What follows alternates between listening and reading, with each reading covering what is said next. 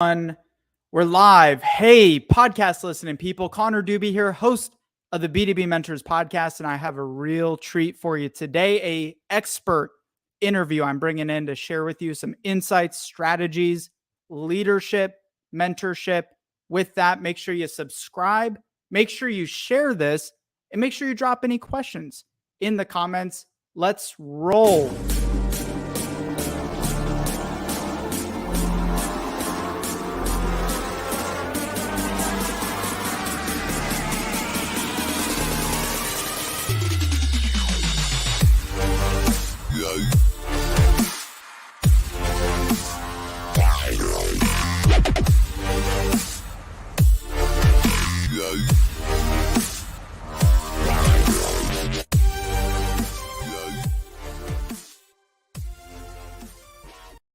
Hello, my friends. Hello, my friends. Make sure you jump into the recording here. Happy to have you here. I have with me a friend of mine, a treat, an expert interview to share a little bit on marketing, B2B marketing, strategy, recruiting, leadership.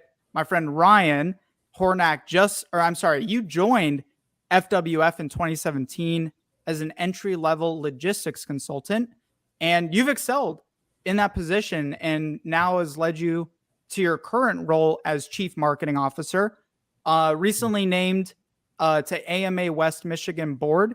AMA, for everyone who's like, what's this AMA stuff? American Marketing Association, right? Yep, you got it. American Absolutely. Marketing Association, the OGs of the marketing collectors. But good to have you here, brother. Great to see you again. Yeah, thanks for having me, Connor. I really do appreciate it. Like you mentioned, I started at FWF in 2017, and it's been kind of a whirlwind of a growth trajectory in nearly 5 years to being able to grow our team up to nearly 6 people. We'll be 6 on March 14th from not having anybody in the marketing position at FWF. So it's really exciting stuff, and I've got to witness quite a bit of initiatives take off from the ground level, including a rebrand. So it's just been incredible. So I really appreciate you having me, and we'll see what kind of insight I can give you. Hopefully some good stuff, and just happy to be here. Me too, man. And the key to success is, not what you can do on your own, but what you can replicate and scale through great people, right? And so you're in there and, basically building up their brand and their brand infrastructure and the team from something that they didn't really have before, which I think is really interesting. We're definitely going to dive into that. And so first off, what do you love about B2B marketing? Yeah, well, it's a whole different type of marketing initiatives, and it's relationship focused. It really is, especially in what we do. So we're what's called a 3PL, a third party logistics company. So all of our initiatives company-wide are relationship focused across the company. So our B2B initiatives are all relationship focused. Even if it is doing an email marketing campaign, it's still about building relationships across it. And I think that's just a great thing because I really enjoy that. I enjoy it when we're talking about talent acquisition. I enjoy it when I'm doing day-to-day with my team. So it's specifically in our space with the relationships, that's everything. And I know that's not every single industry with B2B marketing, but for us, that's what it's focused on. And that's what we enjoy. And we try to bring on people to our team that enjoy the same type of thing because that helps the entire team excel. Did you always see yourself being in a position of marketing leadership, or back in Ryan's, younger years, what were your ultimate ambitions for your career and your life? Yeah, I mean, I knew what I wanted, but I didn't know how to get there. And that's probably everybody. So I took a path that not too many people take. I started in higher education doing communications for athletic departments for 3 years. Got into sales through advice that I had from a family member that had some success in marketing for PepsiCo. And he's like, if you want to get a focused marketing role, you need some sales background, man. And I'm like, I'm not a sales guy, but I want to get into this focused marketing role. And FWF was a young company at the time, and I took on a sales position. And that just the opportunity came, and I just did my best with it. And we've been running with it since 2018. We launched the department from the ground level. So it's been kind of a whirlwind, but I'll count my blessings for the higher education experience, because that's where I learned everything I know about branding. That's where I learned everything I know about consistent communication, about public relations, about website management, social media. Like, the amount of things that I learned in higher education that I didn't even see coming were a true blessing. And it helped me build the foundation here at FWF, because I got an understanding of what truly matters, at least on the brand side of things. Yeah, I think that and that was one of the interesting, reasons when we were talking the other day. I'm like, dude, we got to do a podcast together, because you coming from this education background, I mean, if you look at universities, they operate and market like businesses, and a many number of them, the top ones, right, are very, very good at it. And at the end of the day, B2B, B2C, B2G, B2E, you're selling to people at the end of the day. And so, that education that you came from, of learning from, students who are the most distracted people in the world, and got all kinds of stuff going on, and you got to reach them, get their attention, and keep their attention, which is, even more difficult to do than like a business executive. Now, one of the other things that we talked about the other day, which I thought was really interesting, is a lot of your branding and part of your rebranding efforts is unique, in that most of your marketing is really geared towards recruitment and getting talent and talent acquisition. And of course, there's some business development that comes along with that. But, I think that was really interesting, and something that I want to dive into. First, what is it? What is FWF? Like, who are your actual clients that you're talking to? Who's like an ideal client for you? Well, yeah. So that's the interesting thing about marketing in the logistics space, specifically the third-party logistics space, is our customers, our clients, we call them shippers. Our customers are about as diverse as you could think of in terms of industry. And if it moves on a truck, they're a potential client of ours. So it is the most diverse type of demographic that you need to market towards, because it's the lower 48, it's Canada, it's Mexico, and it's essentially every single industry within the within there. So you're trying to communicate consistently, right? Consistent communication is everything in marketing. And you're trying to do that from the produce industry to the manufacturing industry, to somebody who's creating like tanks that go in the ground for sewage and things like that, to the windmills and the things that go into that for energy. And those are just different types of messages that you have to go across. So not to be too vague or on the answer, but if you're moving something on a truck, we're probably can work with you in some capacity. So that's, and it's just a matter of just helping to service those shippers. Because what they need is they need to get their product moved from point A to point B, and they either don't have the time or the means to figure out how to get it moved. So they ask a company like ours, can you guys help us out? And that's the service that we provide. So if you're a wholesaler, that would be a good example of somebody that we would try to work with. Just not to be too vague, but I guess that boils it down, the Reader's Digest version, if you want to call it that. Good. We like the Reader's Digest version in some areas. We're going to get into the nitty gritty, but what made your leadership team and you decide to really focus in and dial in on branding for predominantly talent acquisition for the company versus client acquisition? And where do you find the balance between the two of those? Yeah. So, well, right now, specifically in the supply chain. So this is, it's always an ongoing thing with growing companies. We've been lucky to experience growth. We've been named one of the fastest growing companies for 5 straight years. So this has been a sustained, fast growing, and we've been very lucky on that side. So with that, you need an influx of talent to help continue the growth, right? Because there's going to be demand that expands.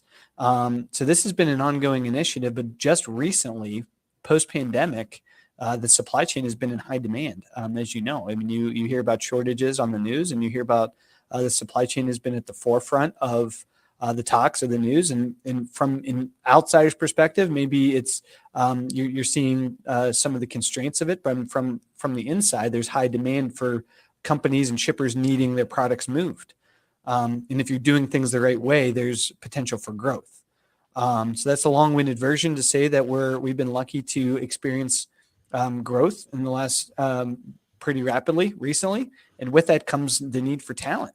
So we actually launched a new initiative this past fall of how are we going to tackle this talent acquisition from partnering marketing with HR and recruiting, because not only do we need talent right now, it's a constrained hiring market, right? So there's a whole lot of jobs out there for not as many people, right? So you could call that capacity constraint if you're in the logistics space, but it's also that way in the recruiting space. So we needed a new strategy. So it was an evolution of a strategy that already existed. Obviously, we still market towards our shippers. We market towards our carriers. But just recently, we needed a new strategy. We needed to be able to stand out when it came to opportunities at FWF, growth, our culture, and a unique approach that was sustainable. And I believe it's unique. I don't think we're like the only ones doing it. We can get into it here in a little bit, but we just needed to reevaluate our strategy, update it, and really attack the talent acquisition if we were going to sustain growth. Because if you don't have great people, you're only as good as your team, right? I mean, and I say that to my team every day. I'm nobody if I don't have a great team, and that's just how we operate at FWF. And but you got to be able to build that great team, right? So that's where the recruiting and talent acquisition marketing comes in. So you mentioned recently you guys had done a rebrand, and you had led the effort for a rebrand, campaign. And so did the rebrand come out of rebranding to be more attractive to potential talent, or did you rebrand and then, now your focus for campaigning is talent? Like, did one drive the other? Yeah, it's a little chicken and egg thing a little bit there. So part of the focus of the rebrand. So to be in front of a rebrand, there's a lot of moving parts. There's a lot of focuses, and you got to think of every potential audience that is going to see this branding, right? And hear your message. And the thing about our rebrand was we weren't updating a service. We weren't launching a new anything. We were just trying to focus in our messaging, our look for the future, so we could be sustainable as a brand and as a third-party logistics company that we think stands out in our space. So part of it was the talent acquisition side of it, right? So our previous branding, I call it our circle branding. There was a circle logo with a truck in the middle, and it spelled out Fifth Wheel Freight around the sides. There was some confusion when you looked at that branding as to what our company did, and particularly in the talent acquisition space. So we would be at events, and people would look at that branding and ask us questions about our company that didn't align with what our company actually did. For instance, do I need a CDL? Do I need to be able to drive a truck to work for this company? That right there in branding and marketing and messaging is like everything that you shouldn't have. When somebody looks at your brand and hears your message, they need to understand what product, service, what does this company stand for? Who are they? Where are they positioned within their space? And if there's confusion from looking and understanding at a brand and hearing a message from what the actual end result is from that brand, then that's like 101 what not to do in marketing. So we were trying to align ourselves with our overall the image and likeness of our company for what would be sustainable long term. And that included talent acquisition, but that included our carriers, that included our customers too.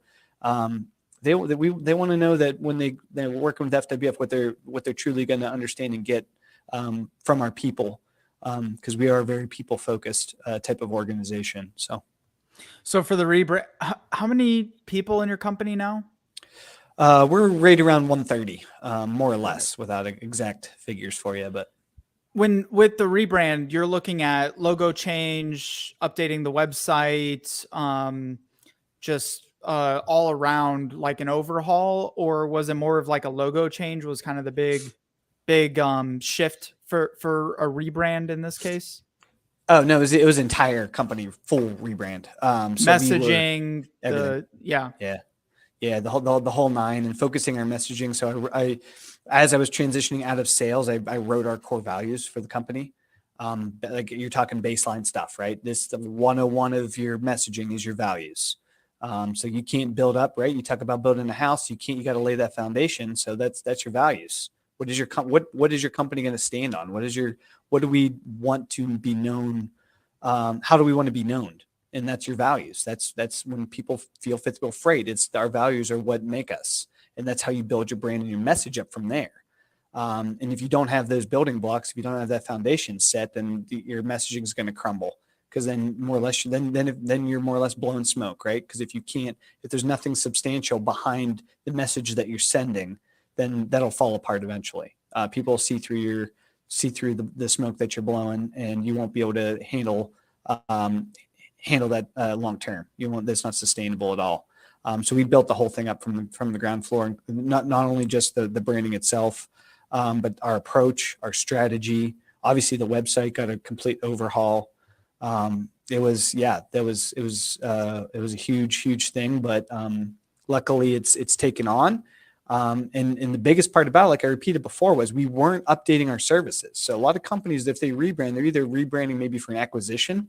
So like there's a clear defining pre-acquisition, post-acquisition, so you know the differences, or we're launching a new service.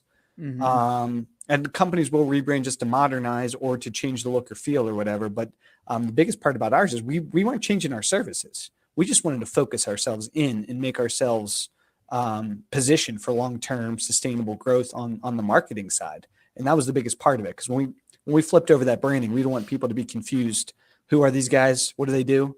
And that was, I would call that a success of the rebrand, is that confusion didn't happen. Obviously, talent acquisition is a big topic now. We have the great resignation that's happening. It's, as you mentioned the term the other day, is a candidate market right now. And so what are the specific, and be as specific as possible, strategies, methods, channels that you're leveraging to acquire top talent in this very, niche vertical that you're in? Yeah, it's competitive right now. It is candidate driven, and it's market based too. So depending on where you are in the country, it might be a little bit different. But we're in Grand Rapids, Michigan, and our market is very competitive for talent. It's very low unemployment, lots of opportunities. So candidates, they can pick and choose a little bit. So you got to be able to communicate effectively. So what we're doing is we're launching. Well, we did launch this past fall a new approach, and that's relationship building, and that's kind of what I hit on before. So we have somebody on our marketing team that is now focused on building relationships with higher education, right? So we're trying to create relationships with. You're trying to recruit out of college, like correct. Out of college. Correct. Yeah, the majority of our candidates, right? So there's different positions that will, have some experience behind them. The majority of our entry level roles where they're coming right out of school into our entry level position. So we need to be able to. How do we attract the students that are currently in school? What type of environment are they in right now? Like, are they in a hybrid learning structure? What types of messages are they hearing from their professors in terms of work environment? And we have to be able to position ourselves on a talent acquisition side to be able to communicate our opportunities effectively, so they see FWF, they understand the opportunities we have, and then they're like, yeah, that's a great company, I want to work there. So how do you do that? I think the obvious way for us was we just got to be able to get somebody in front of it who's focused, and it's relationship building. And then after you get the relationship side of things, now you can get people in front of it. So this is more like, if you want to call it field marketing, right? I don't know if that's still a term or not. I don't know if that's like innovative or outdated, but if you want to call it field marketing, that's kind of what that side of things is. And then you have to couple that with your modern content approach.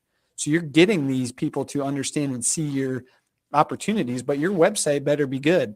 Your content on your social platforms better be good, and it better be modern, and your messaging better be current with what they want to hear. So it's the twofold, because if you're not aligned on your content and your message with your recruiting and your relationship building, and that also requires very good collaboration with your HR and your recruiting department, then it's going to fall apart, because now you consistent messaging. You go back to it again.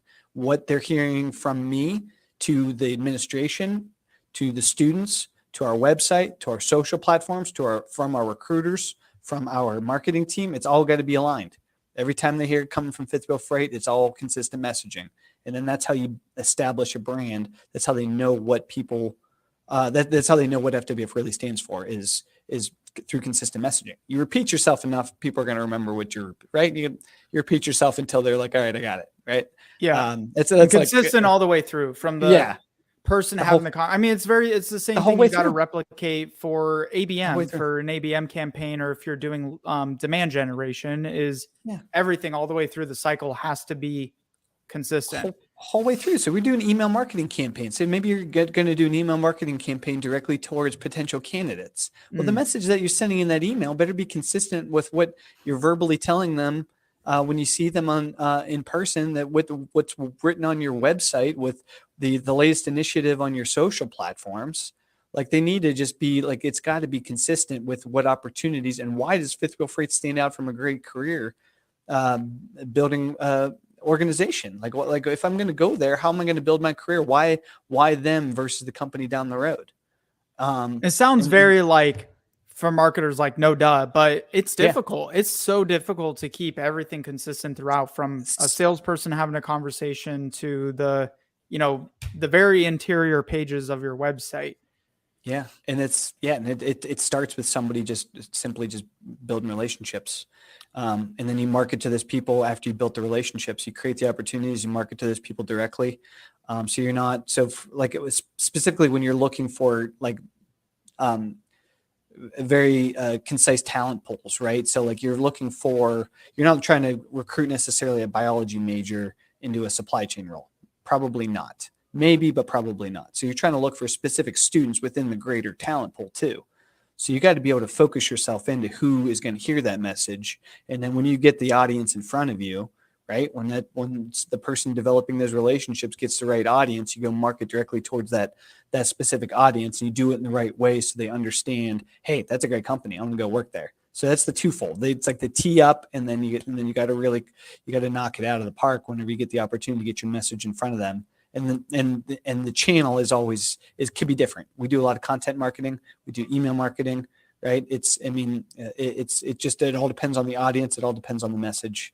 But it's your traditional marketing avenues, but the opportunities are teed up through, which I think is a little bit of the unique approach, that the relationships are being built through somebody on the marketing team, versus other companies silo it and they keep it on their talent acquisition team. And then if your marketing and your talent acquisition aren't aligned, in today's day and age, you're behind. And that's my humble opinion, but they got to be, it's got to be fluid. It's got to be collaborative. There's a lot of talk on sales and marketing alignment, but talent acquisition and marketing alignment, or HR and marketing alignment, I haven't seen a lot of that out there. Right. Like a lot of, people talking about that. And it's a very similar principle. So you're talking B2B. So we're at B2B podcast here, but like, this is B2B, even though the other B is higher ed talent acquisition, but it's the same principles. So do you go to the higher education folks and basically build a relationship with them, and then they provide you like email lists of the students that are in each particular sector, or like what's the avenue to get conversations started with potential candidates? So it's, again, a little bit different. So there's a lot of student organizations is a very, very common one, right? So you're building relationships through different avenues at the school. So a typical one could be your career services, right? And you're discussing opportunities with Fifth Wheel Freight. So what they want to see with FWF, right? So what they want to see is, what value you're going to provide for my students? It's never pay to play, right? They don't want somebody in there saying, I'll cut a check and donate to your higher education organization, and then in return, I'll send you potential candidates. That's not how this works. They want you to be able to provide value to their institution and provide their students with really great either internship opportunities or full-time opportunities, right? So a very good avenue to get that conversation started is your career services. And then you build out through there to student organizations or professors or whoever's overseeing the specific students you want to be in front of. And then when they're like, you know what, this, Ryan, he's, I think he could really help our students out and bring value. Let's get him involved in X organization on campus, right? So in front of our business students, for example. And then when that gets teed up, that's when you get your marketing opportunities directly towards those students. So sometimes you'll get a list of resumes. Other times you'll get an opportunity to send your recruiting team directly to an event that's focused on recruiting those specific students. And then that event, the recruiting team gets their quote email list through resumes, right? And then that's how you can generate information that way.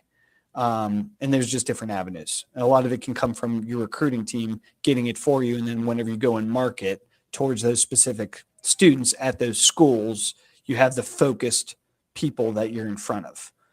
Starts with relationships, and then it comes to your, if you want to call it your sales team, but it's your talent acquisition team, right? For the B2B, and they're helping to facilitate the email addresses and all that. And then you go and quote remarket, right, to try to get them back in different ways and shapes and forms.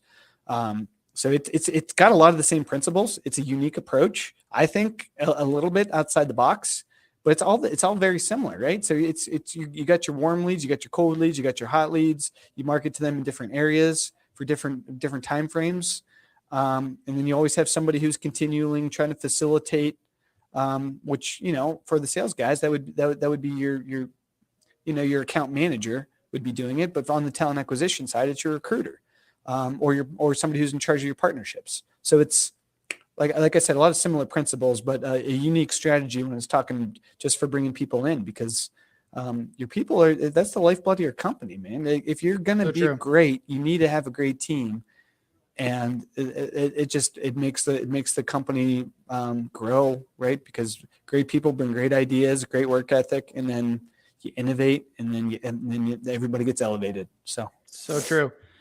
Pivoting here, besides word of mouth referrals, what's been most effective for you for new client acquisition? Yeah, new client acquisition. So that, well, we got to go back so that COVID screwed up the whole strategy in our world a little bit with trade shows. So trade shows is it, man. So like it is like, that is the most effective way, because you talk about the most diverse possible clients. Like, it's just all over the place. How can I run? And we're not Coca-Cola, right? We're not Apple. I mean, we don't have like unlimited resources to market to every single person in the country whenever. I can't run a couple $1 million, unfortunately, Super Bowl ad, right? I don't have the bouncing QR code. But so what do you do? So you have to be focused. So we're not casting a wide net. We're casting individual lines. So you got to market to each specific demographic, each specific industry, right? And where is everybody in that industry getting together? So how have you pivoted though? Are you replicating that through digital events, or just kind of had to put a pause on it and just working with your existing clients for the past couple years? In terms of client acquisition and on that side of things and the marketing side of things? Yeah. So since trade shows went away, have you replicated that online, or like what's kind of been the vehicle for that? Yes. Well, so initially, right. So that goes away, right? So now you start doing email marketing campaigns. You start doing direct content campaigns.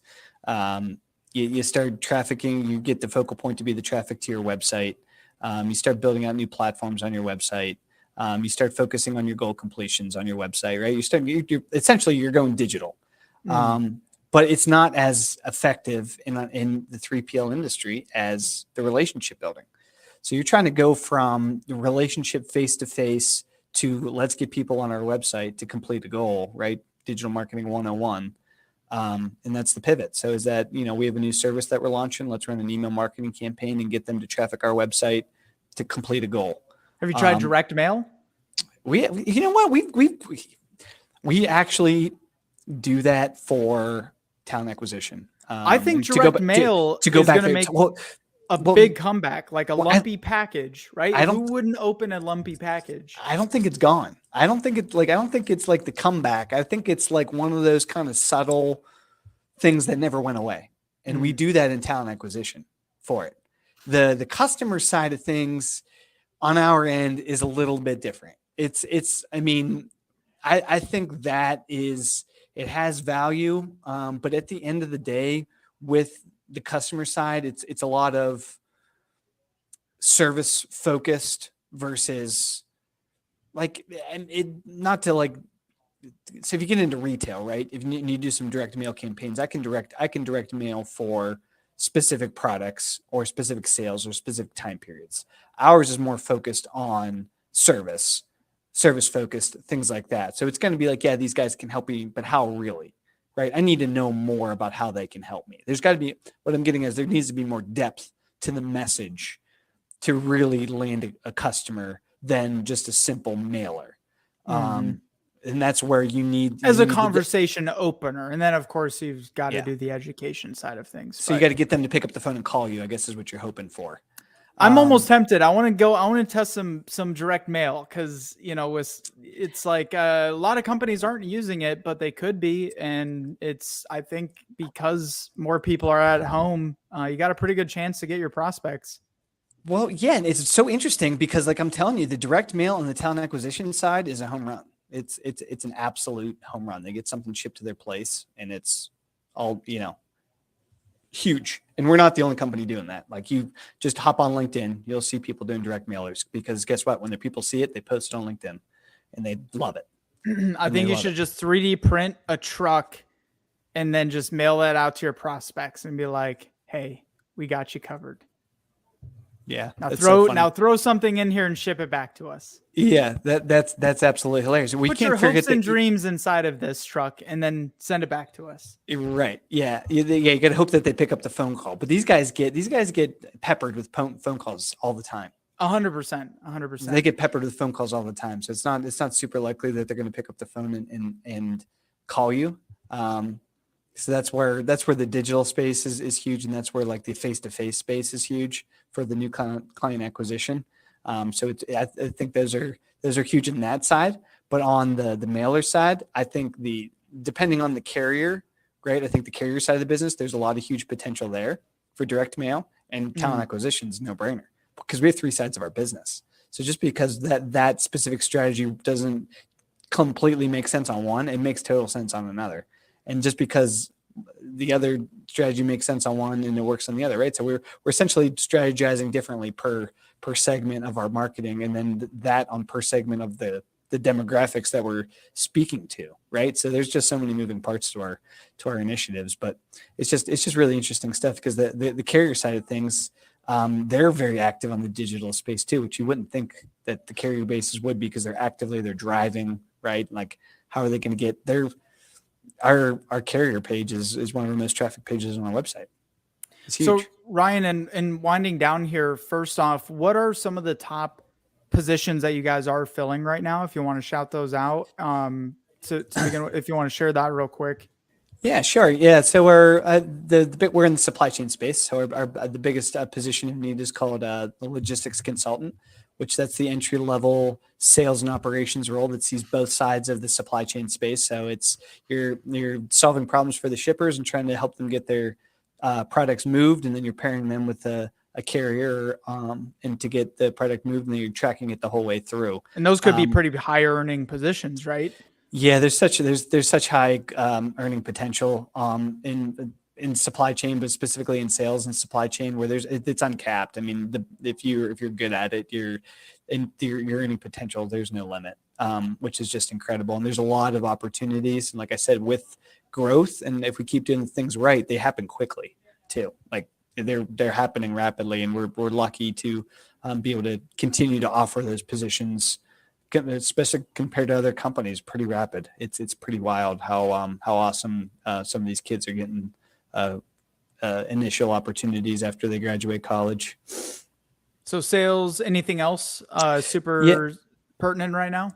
Yeah, so we're hiring in HR. We have a full-time HR position open, and then we got our internship opportunities that are all over the company. We got a design position open on the marketing team, finance internship, operations internship that helps out the sales team. So it's company-wide, and we just filled 2 marketing roles, which is awesome, and I'm super excited for those 2 to start. They're starting March 14. Our team's growing from 4 to 6, which is Attaboy. That's so awesome. coming from just me to 6 full-timers, it's surreal. And it's just so cool to see these opportunities keep popping up for people. So I'm just happy about that. But That's incredible. Yeah. I mean, guys, if you're marketing sales, cause that's really, I know there's a good number of you in my following here is if you're interested in marketing, go intern for sales department. I mean, it's one of the best value adds that you can get is having a sales background and going into marketing leadership. If you want to go into marketing leadership, I mean, sales is so crucial to learn, and vice versa. If you want to be in sales, go intern with a marketing team. yeah, it's incredible, and that's exact advice that I got when I was trying to get a focused marketing role, like I mentioned earlier on the podcast, and it's so true. Because understanding the nuances of what the sales team needs and how the industry operates from 2 years of sales experience, that helps you every single day on the marketing world. It's just incredible how much that really elevates your knowledge and your strategies and your messaging. You know what your customers want to hear, right? If you're in a sales role, you're verbally talking to the customers, and now you're trying to market to them. It's easier, right? I can type out a message. I got all day long to put a deliverable together. If I'm on the sales call, I got to be thinking on my feet. So it kind of slows the marketing world down and focuses in your messaging to the right message. You're absolutely right. And so, Ryan, best way to find you, follow you, get into contact with you. Yeah, find me. LinkedIn is where it is nowadays. We tell everybody come in contact. Add us on LinkedIn. Add FWF on LinkedIn. You'll see a bunch of cool stuff.